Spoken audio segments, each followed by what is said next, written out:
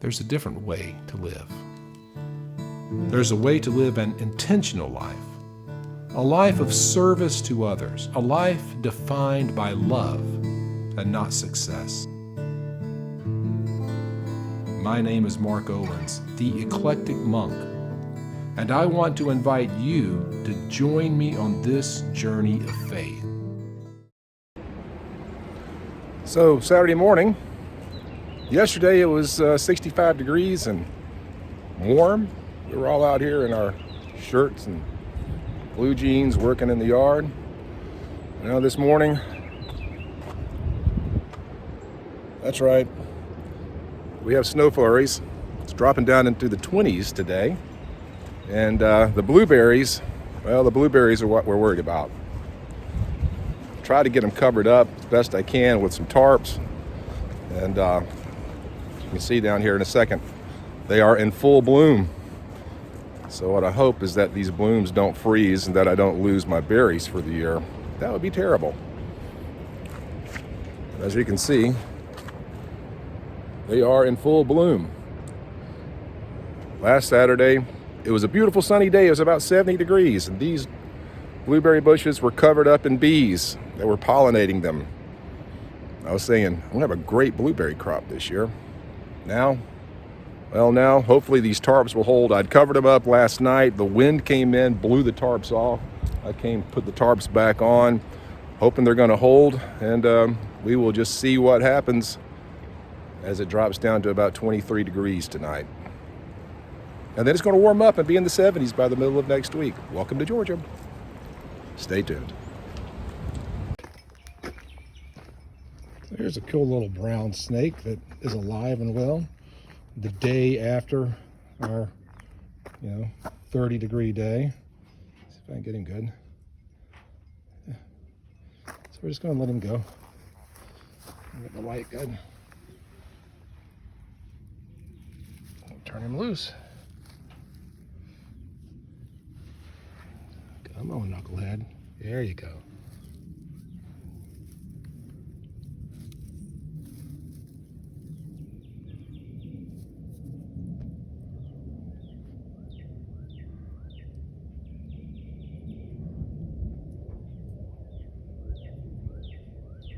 Put him in the garden and let him eat some bugs.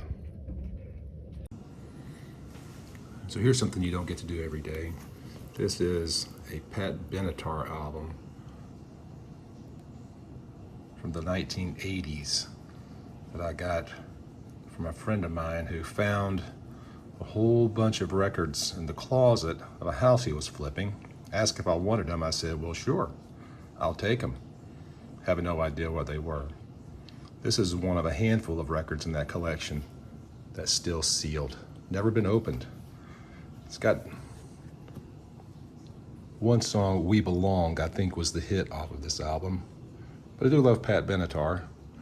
And this is Women's History Month, so I thought it'd be appropriate to open this one and play it today.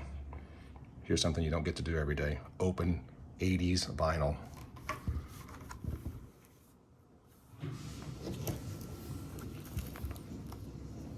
You have to be careful because you don't want to damage the record. And if you do it right, then you can preserve the plastic. And then they'll keep it nice and fresh. There we go.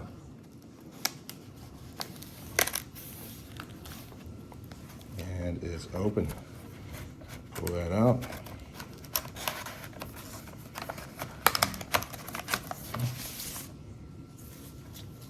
Nice, fresh, brand new vinyl, never touched. Take care of this, that'll last forever. Pat Benatar Tropico. And this one's from, let's see.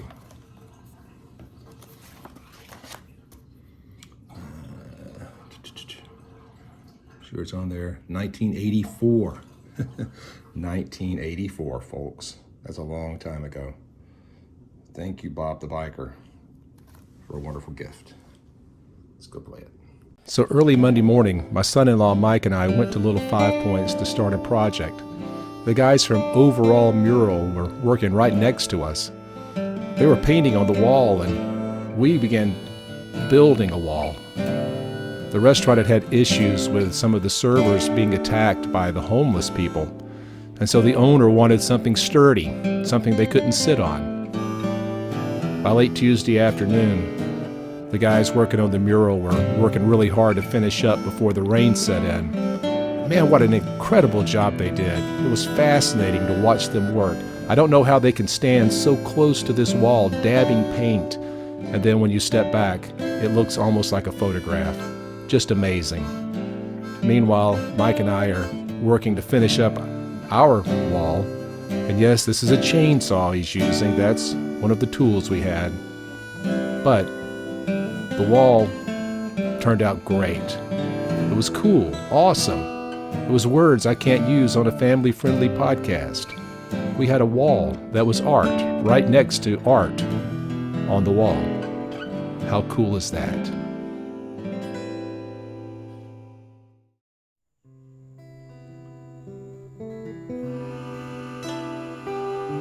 So in 1994, just a few short months after I had surrendered my life to God, I felt the call to go to Little Five Points. It's odd, strange, funky, progressive little neighborhood down in Atlanta and share the gospel. It's what I knew in my heart I was supposed to do. I had been managing a FedEx station that serviced this area, so I had spent a good bit of time here, and I just knew that this is where I was supposed to go and minister. Now, mind you, I had absolutely no idea what I was doing. I was as green as they can be. I had all the passion in the world and no knowledge, no Bible understanding. I had terrible theology. I just knew that Jesus had changed my life, and I wanted to share that with as many people as I could.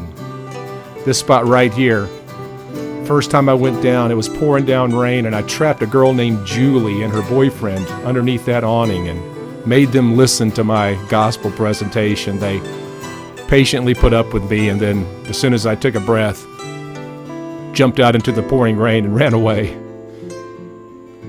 But I went. I did what I was supposed to do.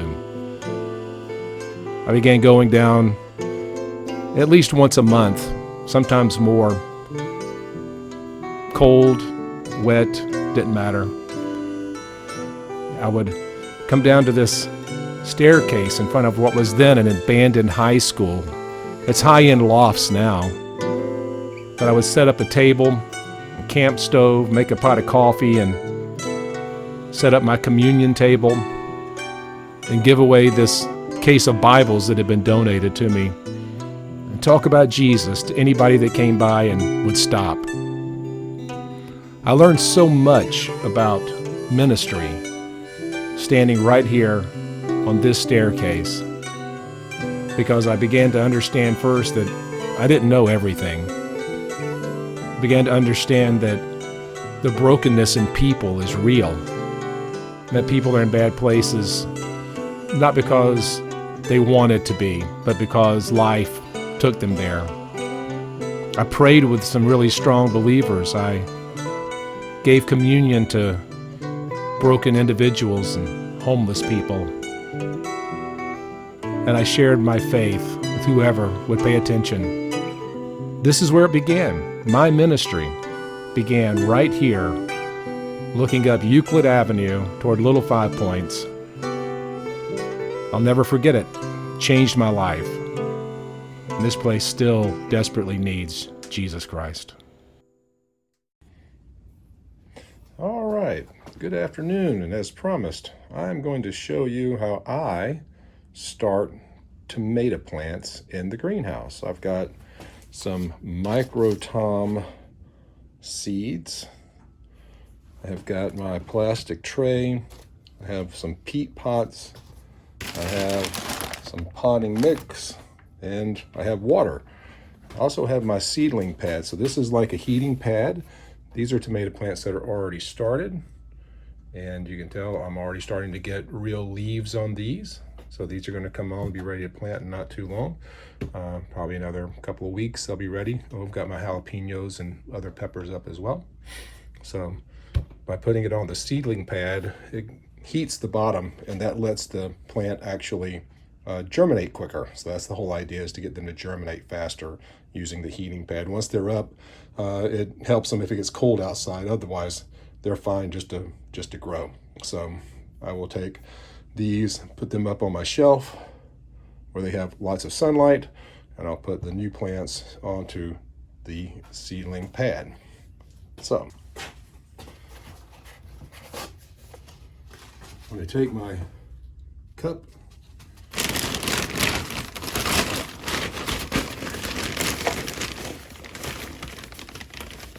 great thing about these peat pots is they're biodegradable. You can actually just plant the whole thing. So I'm just going to put the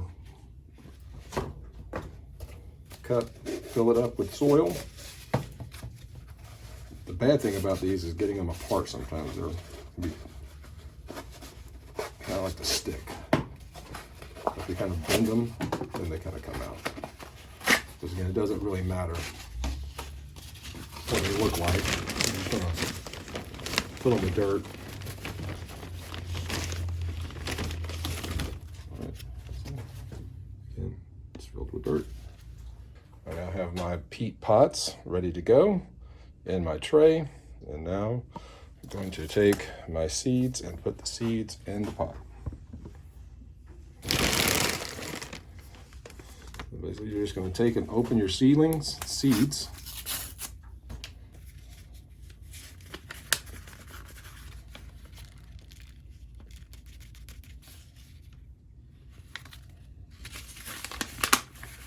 My daughter likes to buy these really nice organic seeds. The problem is your seed pack, you don't get a tremendous number of seeds in your seeds. So that's what we've got. And so I'm going to put about 2 or 3 seeds in each pot.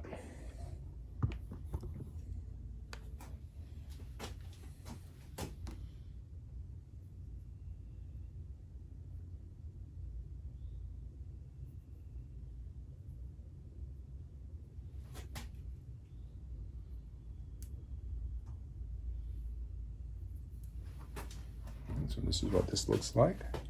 You can tell, see, there's the seeds. Just a sprinkle of seeds in each pot. And then all I'm going to do is just kind of poke those down and then lightly cover them. Pat them in good.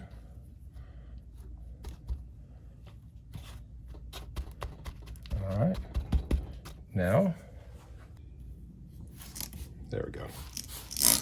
I'm just going to spray these until they're moist on the top.